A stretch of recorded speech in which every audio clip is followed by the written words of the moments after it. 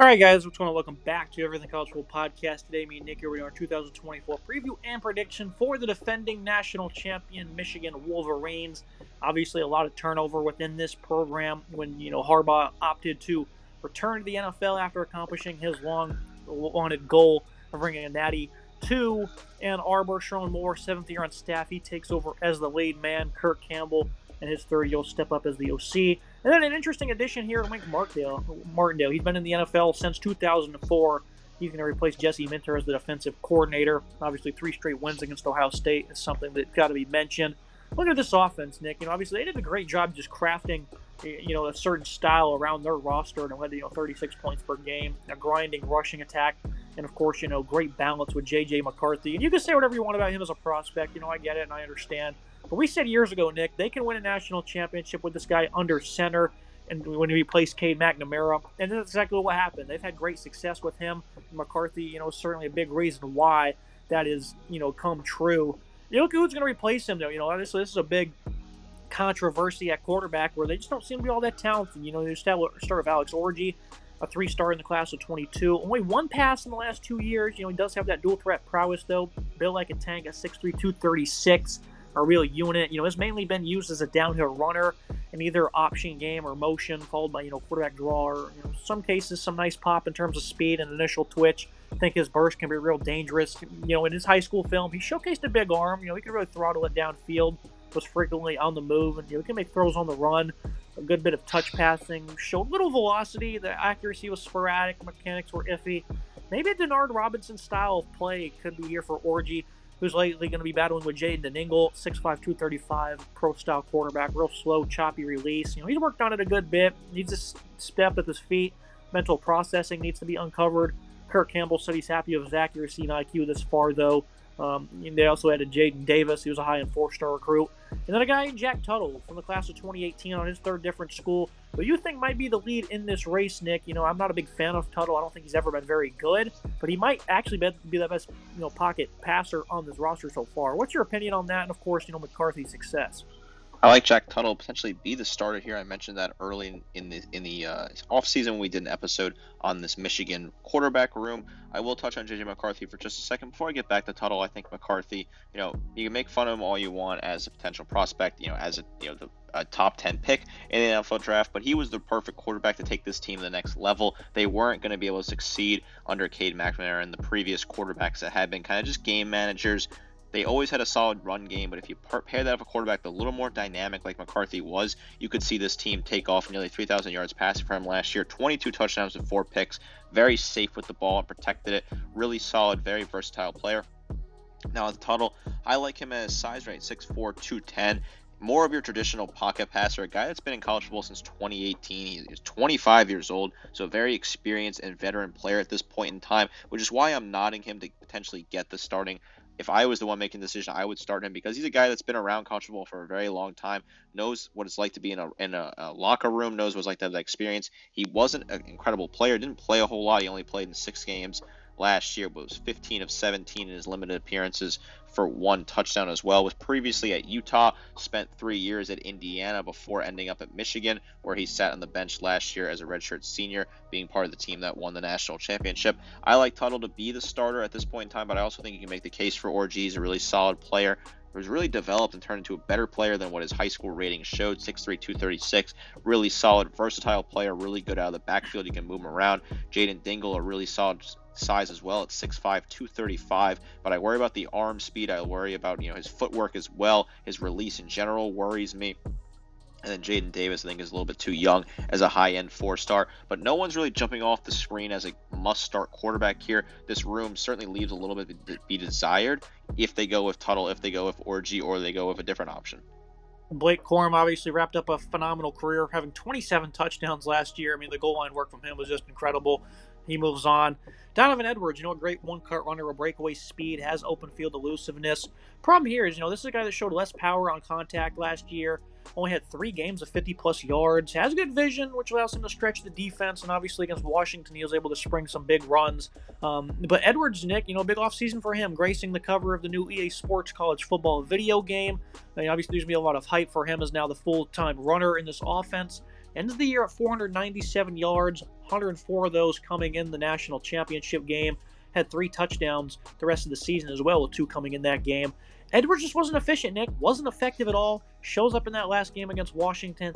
That was it, though. He was pretty much nowhere to be found all season long after a pretty impressive 2022 season where he had almost 1,000 yards. And when he was, the starter when Corum got hurt, he was phenomenal. 100-plus yards in 3 straight games at the end of the year, including scorching Ohio State. We didn't see none of that last season. Are you concerned? Which Jonathan Edwards are you going to get? It's kind of like flipping a coin. You get the 2022 one that was really dominant, got 1,000 yards on the ground, was really solid in relief for Corum, who got hurt. Or you can get the Edwards, last year, who just did not show up at all and disappeared. His appearance in the national championship game, those 2 touchdowns, could not have predicted that he would score 2 touchdowns in that game and 100-plus yards. A really great showing from him. Michigan fans want to see if he can continue that. Some people on social media were saying that he shouldn't have really been on the cover of the new college football game. I don't necessarily agree with that. I think he is still a really solid player, but there are people poking fun of that, saying like, oh, you could have picked a better running back if you wanted to grab one. I do think Edwards is a great player, and now he's going to get the bulk of the carries here. He has the opportunity to step up and be really solid. He had nearly 500 yards on the ground last year and 5 scores for him across the 15 games. I like Edwards to step up and be a leader for this team. I'm not worried about him potentially, falling off. I think the running back room behind him has some talented pieces that can help him as well.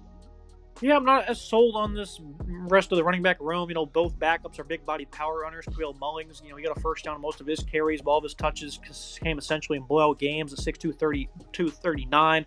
Benjamin Hall is a smooth physical runner, along with some patience, 5'11", 234. Stole the show in last year's spring game for whatever it's worth. Jordan Marshall, joining in the fall, higher ranked 4-star, might have the contact balance to find his way on the field in the post-Corum era. I'm just not all that sold on this backfield, Nick. I think Edwards, obviously he's going to be much better than he was last year. But if he's not, though, they could be in some real peril.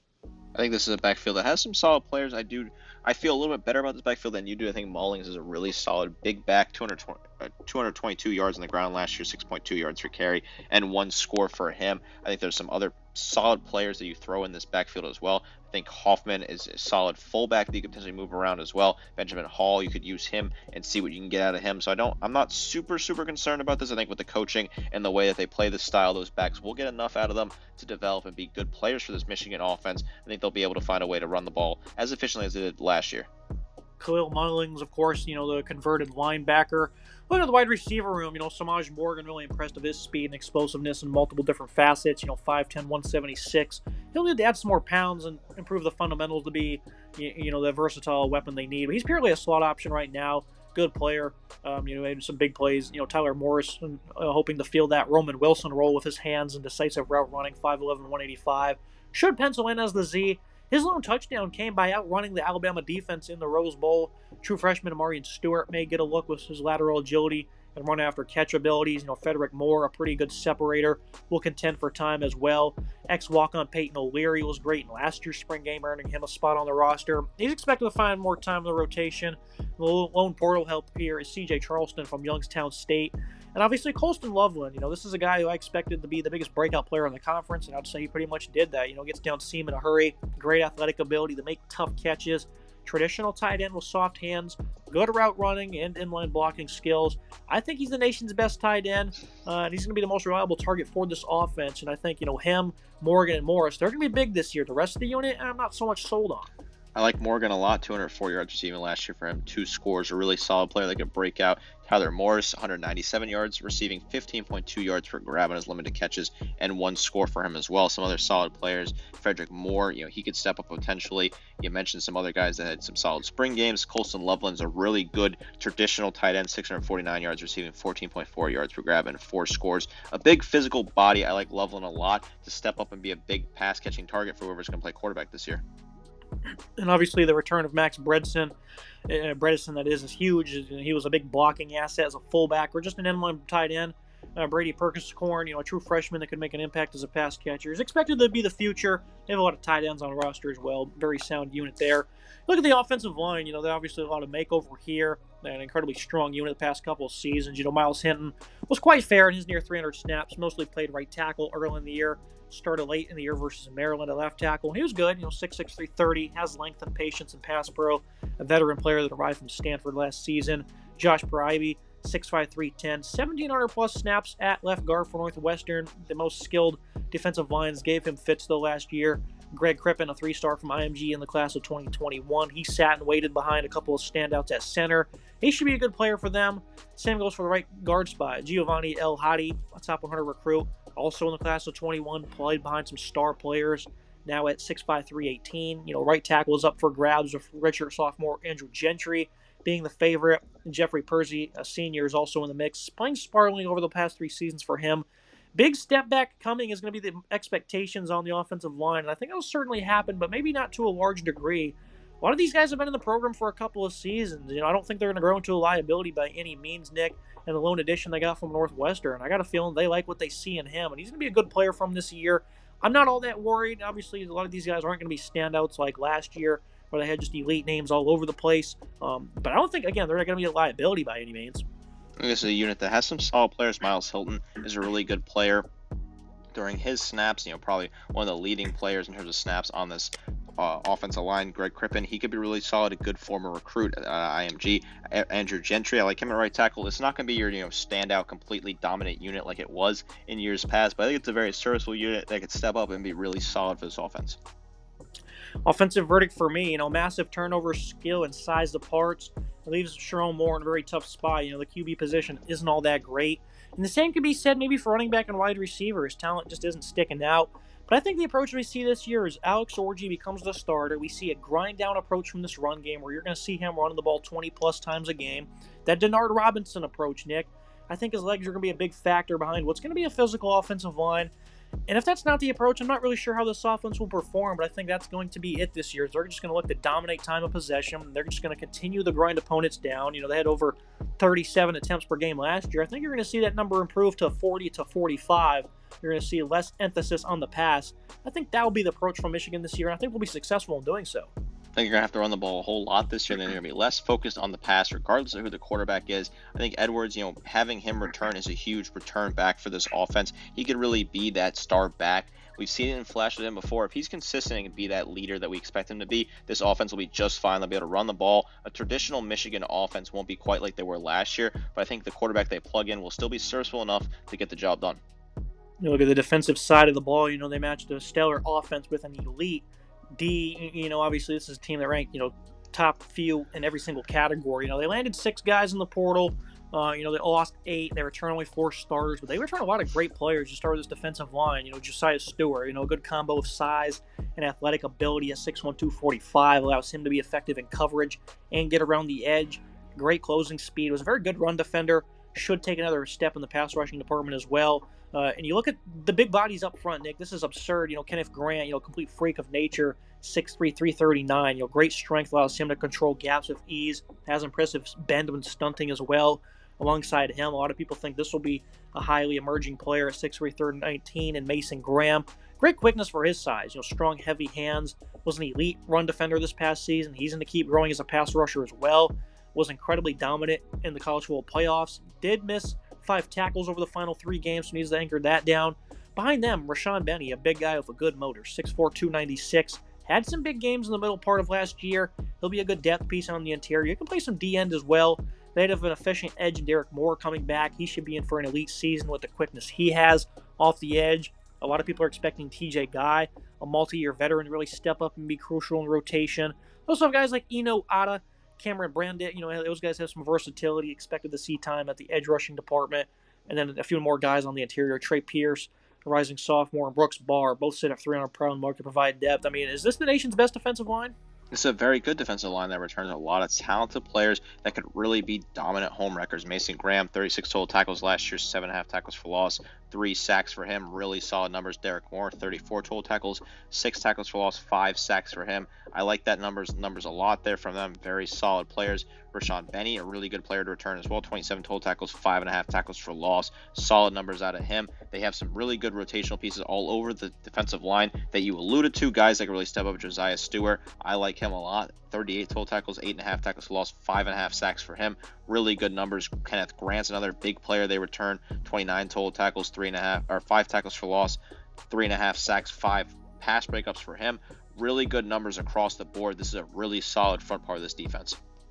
You look at Jayshawn Barham in the middle at linebacker, big-time addition from Maryland. I think this is a great transfer for them. A guy who was elite, change of direction. Has proven to be a good run defender. He regressed a good bit in coverage this past season for the Terrapins, but he's still a physical player that hits gaps in a hurry. Proved to be a good blitzer, but they really seem to call him. He even played some outside linebacker in high school, and I think this defense, they're certainly going to use him properly.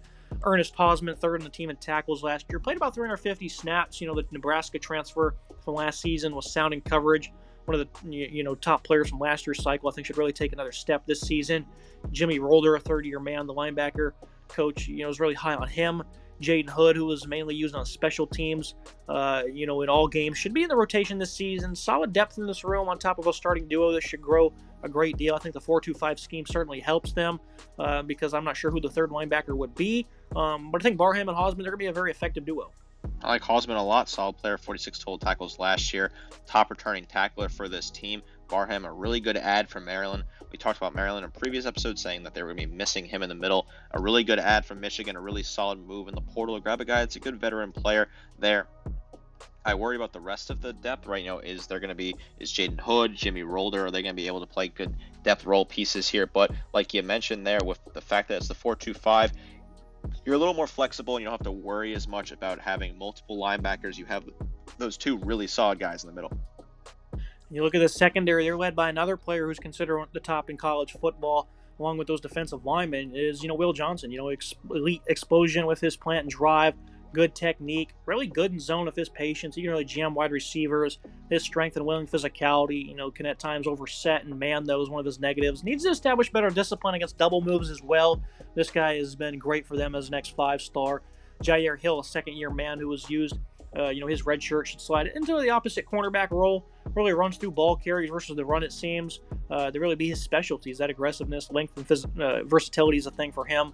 Miles Pollard only saw a few snaps last year. Quick trigger DB who plays with an aggressive attitude. Losing DJ Waller leaves depth, tad more thinner. Jaden McBurrows was back up to Mike Sanders still in the slot. Should have returned to that role once again, but has big shoes to fill. I know Sanders still last year, Nick, we said he was going to be in for a massive season. Ended up going second round, so obviously he delivered big on those expectations. Greatly rotated the safety room last year. They're not going to have the same privilege in 2024. Makari Page was great versus a run. As a sure-handed tackler, was solid in coverage. Has larger responsibilities this year, though. Quentin Johnson was pretty impressive as a veteran. Only had more than 25 snaps in 2 different games, though. And those are probably his worst 2 games. So also will need to prepare for a bigger workload. Going to battle with Zeke Berry, top 60 recruit in the class of 22. He only saw the field for 2 games. A lot of rumblings as to what will be in store for him. Likely a big-time role in 2024. A guy who possesses good coverage skills with ball. Physicality is a big plus for him. Secondary needs to figure out the opposite cornerback of Will Johnson. Still relatively impressive back here, and I don't think they're going to be struggling all that much.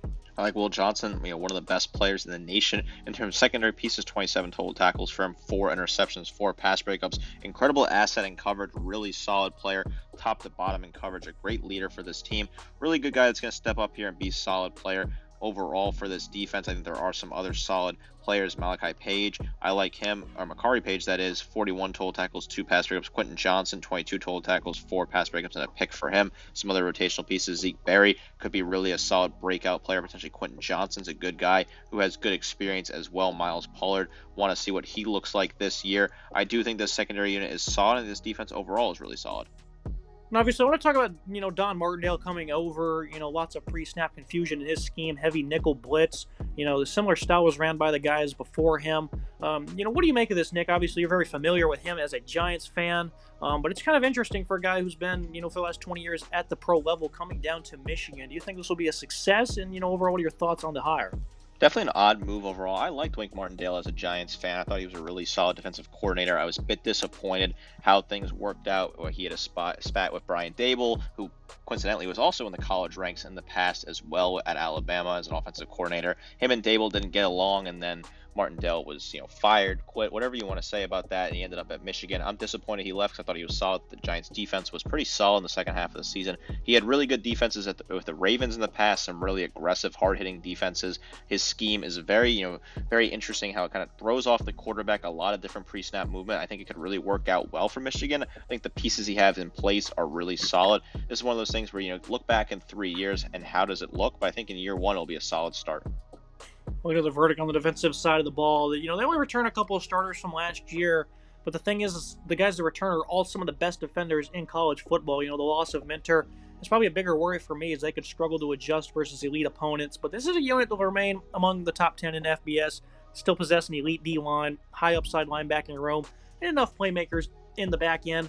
Look at the schedule preview and prediction. Harbaugh accomplished his goal and bolted, leaving Sherrone Moore to be the lead man. Something he did last year often was, be pressured into a tougher role.